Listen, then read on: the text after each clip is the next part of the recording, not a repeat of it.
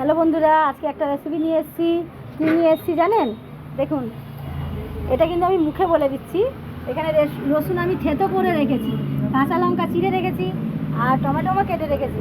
এটা কি জানেন? কাঁচকলার খোসা, কাঁচকলার খোসা, আলুর খোসা, আর চিংড়ি মাছ একটা রেসিপি করেছি, সেই চিংড়ি মাছ মাথাগুলো এর মধ্যে বেটে দিয়েছি, ঝিঙে খোসা দিয়েছি, অনেক কিছু, তিনটে আইটেমের খোসা। আজকের খোসাটা গোটা দেখলাম না, কেন লং ভিডিও হয়ে যায়, ওই জন্য ছোটোখাটো শর্টকাটে দেখাচ্ছি। এই দেখুন, আমি কিন্তু এটা বাটাবুটি করে রেডি করে রাখা আছে এতগুলো। এটা অনেকটা করছি, কাস্টমারকে খাওয়াবো। আর এই দেখুন, কালো জিরে ফোড়ন দিয়ে দিলাম,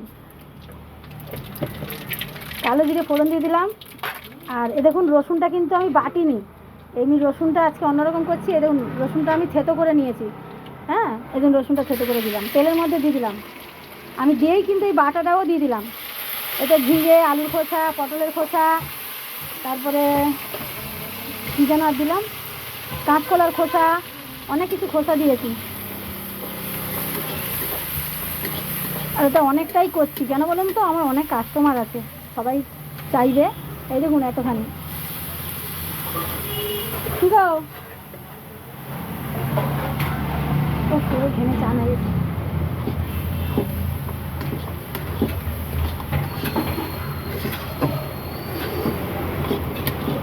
আজকে একটু অন্যরকম করছি, এটা কেন চিংড়ি মাছের মাথা আছে, ওই জন্যেই আমি কিন্তু এটা আজকে অন্যরকমই বানাচ্ছি। এটা লাগবে না, এই ফোনটা একটু ধরো, এটা চেঁচে দিয়ে দিই, অনেক আছে, এরকম করে ধরো। খোসা বাটাটা ধরো, চিংড়ি মাছের মাথা সব বেটে দিয়েছিলে তো? সব হাফ তো বললে, ওই হাফ হাফ অনেকটাই হয়েছে, আরও যদি সবটা দিই তো আরও এক গাদা হয়ে যাবে না, অত চিনি কে খাবে না খাবে।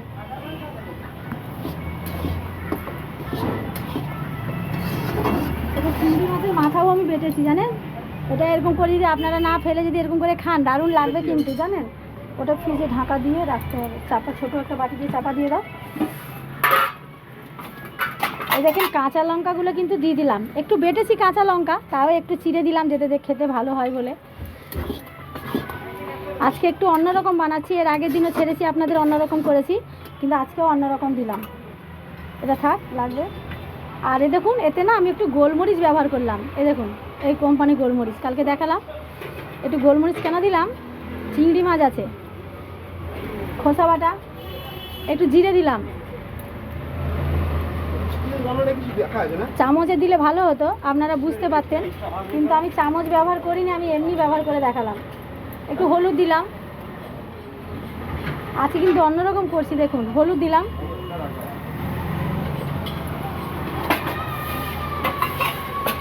আমি লবণও দিয়ে দিলাম, এটা কিন্তু একটুখানি হবে, ওই জন্য লবণটাও একটু, নাহলে আমার কাছে নুন বেশি হয়ে যাবে। লবণটা ছড়িয়ে দাও তো, আবার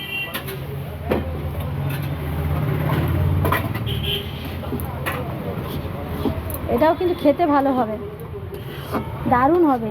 বেশি তেল দিইনি, খোসা খোসা বাটা খেতে গেলে তেল বেশি না দেওয়া ভালো।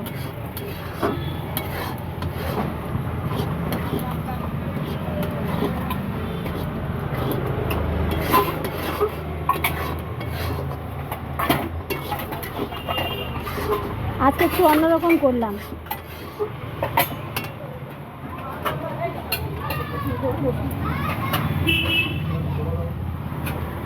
গন্ধ উড়ে যাবে। হলুদ লাগবে না, হলুদ নিয়ে না।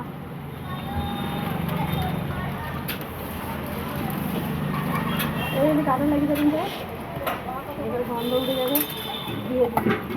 এইটুকুনি রসুন রেখে লাভ নেই, দিয়ে দিই।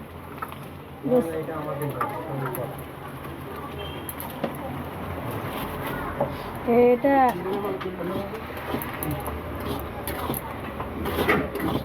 আমার একটু পরিমাণে বেশি করতে হয়, দোকান আছে, দোকানে রান্না বান্না একটু কষাতে হবে, কিন্তু এতে একটু চিনি দিতে হবে।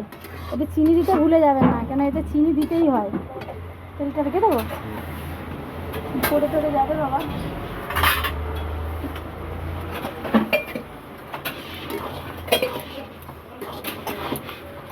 সেন্টটা তো ভালোই বেরিয়েছে, এবার রান্নার ওপরে নির্ভর। আমার মা তো রসুন খেত না, কিন্তু আমি রসুন দিলাম।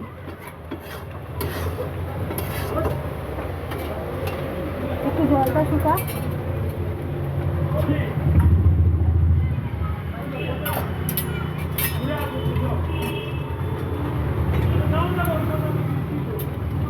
পেঁয়াজ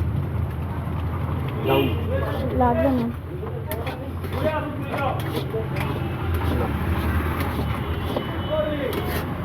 এটা একটু টাইম লাগে জানেন বন্ধুরা, কেন বলুন তো?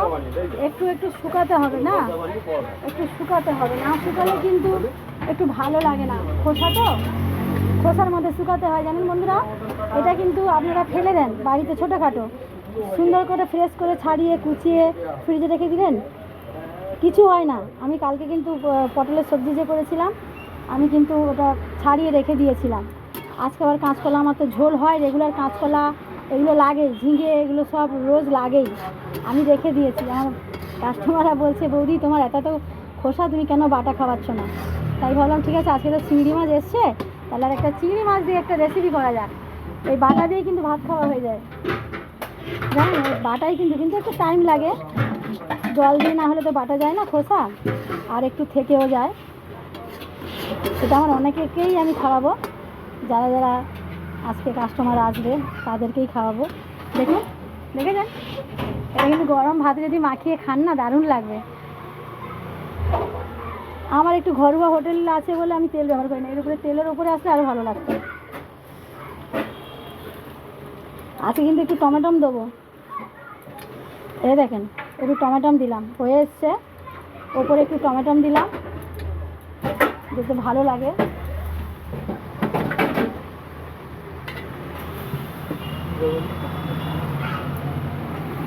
দেখেছেন, এই টমেটম দিয়েছি, টমেটমটা একটু গলে যাবে, হাফ হাফ থাকবে। ওপরে 3-4টে কাঁচা লঙ্কাও দিলাম, ওগুলো চিড়ে দিয়েছি, পুরো গলে গেছে। দেখুন, দেখেছেন দারুণ হয়েছে কি না? একদম দেখেন তেলের ওপরে চলে এসছে, হালকা তেলের মধ্যে, তেল তো কম দিয়েছি, তাও যে কোনো মশলা জিনিস কষাতে গেলে তেলের উপরে এসে যাওয়া মানে রেডি। দেখেছেন? আর খেতে কিন্তু সুস্বাদু, খুব হেভি খেতে। গরম ভাতে যদি খান না, হেভি মজা লাগবে। রান্না হলে তবে খাবো। দেখেছেন? এই দেখেন, আর একটু 5 মিনিট, আর একটুখানি, 5 মিনিট না, আর একটুখানি ফুটে যাক। টমেটোটা দিলাম, কাঁচা লঙ্কাটা দিলাম, একটু তো গলাতে হবে, কিন্তু আরেকটা জিনিস দিতে হবে, এক্ষুনি হয়ে এসছে যে গেলে, সেটা হলো চিনি। খোসা মানে চিনিটা কিন্তু দিতেই হবে, খোসার মধ্যে একটু চিনি ব্যবহার করতেই হয়, নাহলে কিন্তু খোসা তো চিটকুটে ভাব থাকে। এই দেখেন এতটা চিনি আমি দিয়ে দিলাম, কিন্তু এই দেখুন, এটাই আর কিছু পড়বে না, এই চিনিটাই পড়বে, ব্যাস আর কিছু পড়বে না। শেষ হয়ে গেছে আমার চিনি, দুধে খালি। দেখেছেন, যেহেতু খোসা বাটা থাকে, তখন চিনিটা ধরোটা একটু ভালো করে একটু কষিয়ে নিই, যেতে করে।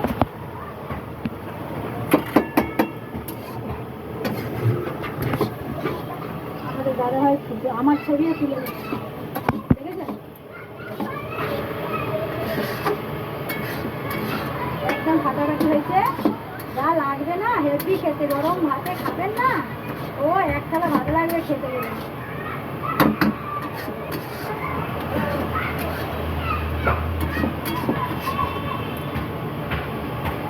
আমার যদি জায়গা থাকতো না, আমি এক একটা রান্নার রেসিপি কিনতাম, দিয়ে দেখাতাম কীভাবে রান্না। দেখেছেন, ঘেমে চান হয়ে গেছি। ছোট্ট জায়গা আমার, এত ছোট জায়গায় দেখেন, এইটুকুনি জায়গা, এইটুকুনি জায়গার মধ্যে দাঁড়িয়ে এরকম করে রান্না করতে হয়। আর প্যাসেজ নেই, আমার রান্না করা যায় না। ওইদিকে বড় গ্যাস আছে, হ্যাঁ বড় কড়া বসানো থাকে, রান্না হয়, ওখানে তো আমি করতে পারবো না, ওই জন্যেই বড় কড়া, ওখানে বড় ভাটি আছে, ওই জন্যেই ছোটো করে বসে রান্না করা যায়, মশলাপাতি সব নিয়ে যেতে হয়, এটা আমার সুবিধে। ওই জন্য এখানে আমি বেশি রান্না করি, এইখানে এমনি হোটেলের মধ্যে। এই দেখেন, দেখেছেন আমার রেডি। খাবেন তো চলে আসুন, একবার বাড়িতে খেয়ে দেখুন, আর সঙ্গে থাকুন। ভালো লাগলে কমেন্ট শেয়ার করুন। এই বলে শেষ করলাম। আপনাদের আশীর্বাদ আর আমার প্রভু মারতির আশীর্বাদ সবার সঙ্গে নিয়ে যাচ্ছি, এগিয়ে দেখি কি হয়। এই দেখেন তেলের উপরে চলে এসছে আমার রেডি, এই দেখেন তেলের উপরে চলে এসছে, এটা কিন্তু হয়ে গেল।